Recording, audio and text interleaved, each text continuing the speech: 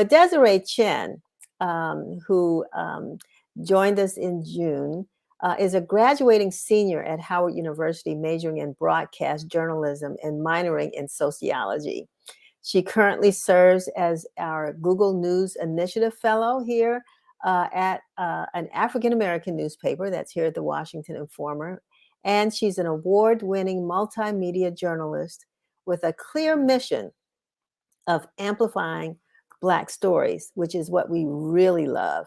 So, Desiree, gosh, you're about to finish college. How does it feel?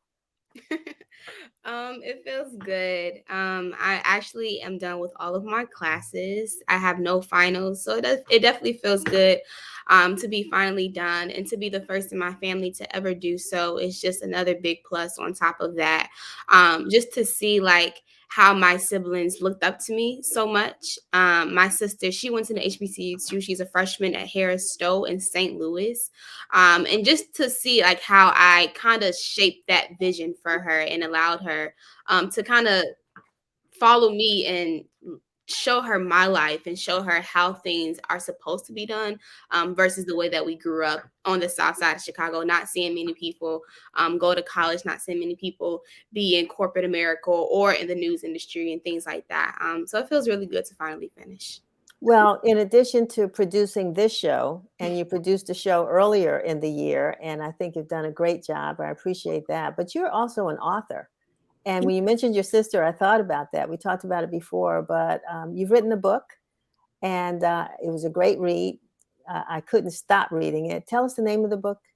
So the book is called Almost Not Born. Yes, yeah, wonderful, wonderful story. And so, how did you decide to pursue journalism in the first place? Why? So when I was around like 14 or 15 years old, my cousin, he was shot and killed on the south side of Chicago. And so Black people are portrayed in the media as criminals or as people who kind of deserve these type of things that happen to them, especially when you think about Chicago and how the media portrays Chicago. And so I'm like, okay, well, I know my cousin and I know that this isn't who he was. I know that this is not the lifestyle that he led. And so I really just wanted to be a voice for that. And that kind of like stemmed around there. So my mom actually put me into an after school matters program called Free Spirit Media. And it was a youth based, youth led news program teaching African American students how to be in media. And from there, I just kind of took off. I just took off from there. But it really stemmed from me just wanted to be the voice that people really didn't know that was out there. And, when we think about media, I mean, back in the day, it was just newspapers and radio stations and, TV stations. And again, there were not a lot of diverse representation in those media, in those areas of media. Now, media has just blown up. You know what I mean? We've got all kinds of cable stations and digital stations, and even we here, utilizing Facebook and Twitter and what have you for our platforms. What have you? How would you describe this explosion of media and as it relates to young people? Because I mean, quite honestly, I was talking to some folks the other day who said to me, young folks really don't watch the news. They get their news, from their phones, but it's got to come from somewhere. So, how would you describe media consumption by young people? I think I would describe it as like a look and go type of consumption. Young people don't really look into what's going on. I was one of those young people before I actually got into the news industry, not actually looking into like what's actually being said and how it's affecting them and how it's affecting their family. In the age of like Twitter, especially because with Twitter you can see like what's trending. You can just see the headlines, and people don't go beyond that.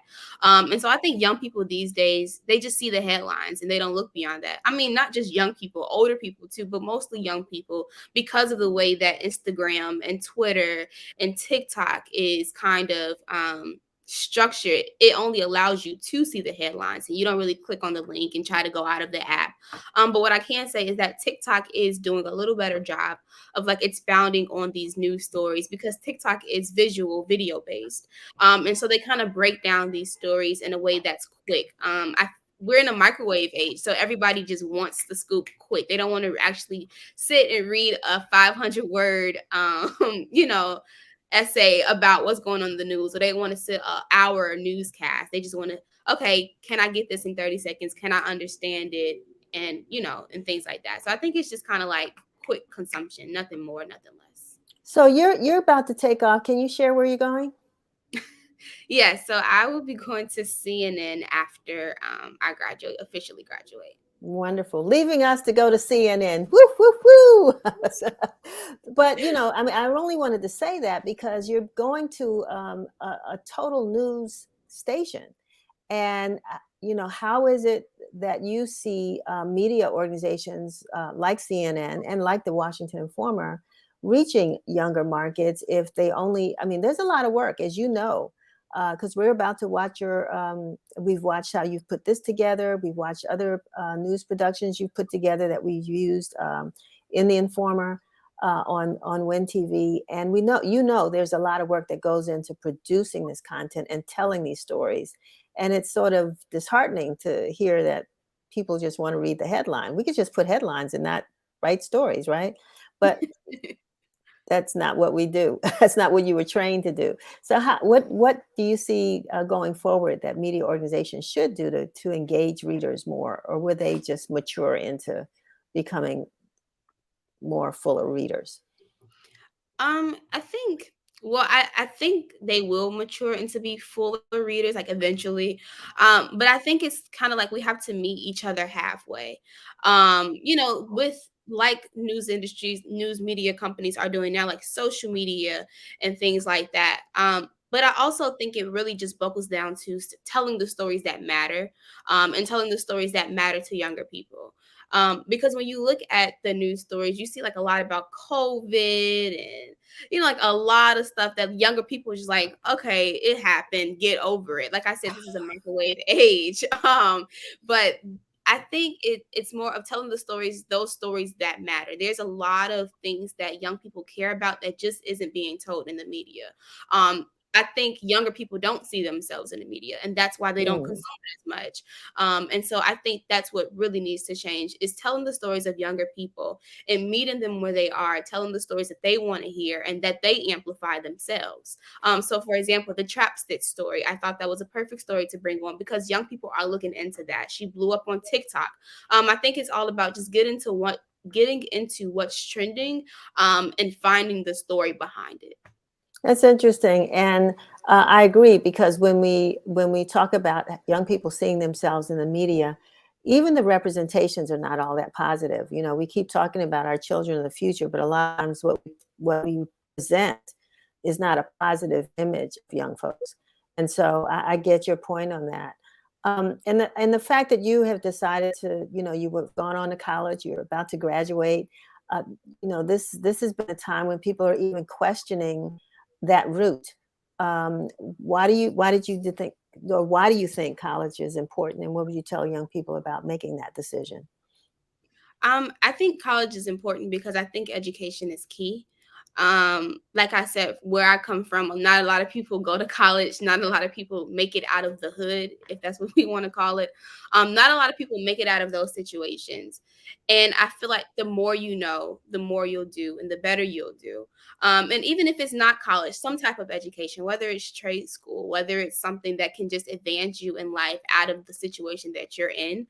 And it's always good to learn. It's always good to grow. And I feel like we grow by learning. And if you're not growing, then, you know, I just feel like what's the point? If you're not learning something new every day, you're kind of wasting your time. I feel like it's just it goes without saying, like, we have to learn to become better people. And if we want to become this person, if we want to become an entrepreneur, if we want to become even rappers, if we want to become a rapper or a singer or an actor, we have to have the education behind that. I'm very keen on knowing the business behind what you want to do, whatever it is that you want to do, because sometimes you may not make it as a singer or a rapper, but you still want to be in that industry. You have to know the business. You have to know how to read. You have to know how to write. You have to know how to analyze these situations so you can make very informed decisions. And so that's why I think education is key, whether it's a 4-year university, a 2-year college, or just some type of trade. Like, hair school or plumbing school, whatever Mm-hmm. it is that you need to do to advance yourself, and to create generational wealth. Because as Black people, we don't really know about that. And I feel like going to college, I learned about what it means to actually create generational wealth. And sometimes wealth is not just about having all the money in the world. It's about having the knowledge behind it and having your name and having a legacy. And I feel like education is one of the best ways to do that. So, last question though, your alma mater has gone through a lot of trials and tribulations over the past few years, and the student boycott and all of that. And I know that you're wearing proudly your your Howard University sweatshirt. I love it. Tell us about your Howard experience and what you hope for your university now that you will be a full-fledged alum? My Howard experience has been it's been a little shaky, definitely. But I feel like that's anywhere. I feel like Howard is in the headlines just because it's Howard. But I feel like that's anywhere. Like I said, my sister goes to Harris Stowe in St. Louis, and some of the same problems that pop up at Howard pop up there as well. I just think it's amplified just because we're, HU. But I feel like also that moving forward, Howard, the administration does need to do a little bit better with listening to the students, and just making sure that the students are taken care of.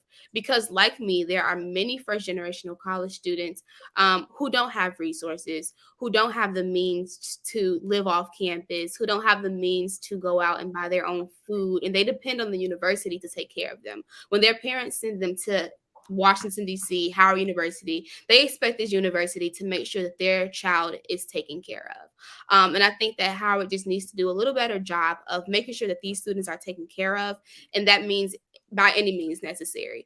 We know Howard has the resources. We know they have the political game. We know these things. It's just about now positioning themselves to make sure that the students are taken care of before we make sure that the university looks like this grand, big, illustrious university. We have to be illustrious within our own community.